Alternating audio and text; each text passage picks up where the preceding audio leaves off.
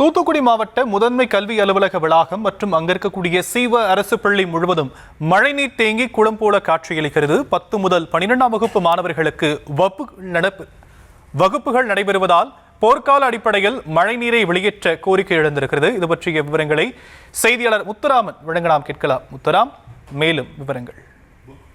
வணக்கம். தூத்துக்குடி மாவட்ட முதன்மை கல்வி அலுவலக வளாகத்தில் அமைந்துள்ள சீனாவன அரசு மேல்நிலைப் பள்ளி மற்றும் முதன்மை கல்வி அலுவலகம் முழுவதும் மழைநீர் குளம் போல் சூழ்ந்து காணப்படுவதால் இன்று பள்ளிக்கு 6ஆம் வகுப்பு முதல் 9ஆம் வகுப்பு வரை விடுமுறை அளித்து கல்வித்துறை உத்தரவிட்டுள்ளது.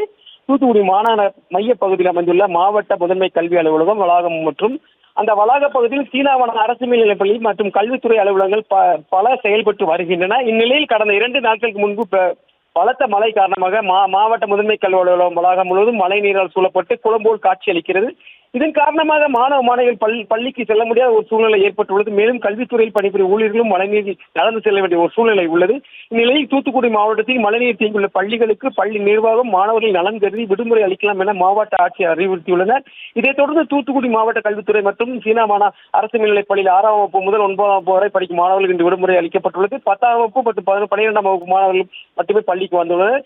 எனவே போர்க்கால அடிப்படையில் மழைநீரை வெளியேற்ற நடவடிக்கை எடுக்கும் என பெற்றோர் கோரிக்கை விடுத்துள்ளனர்.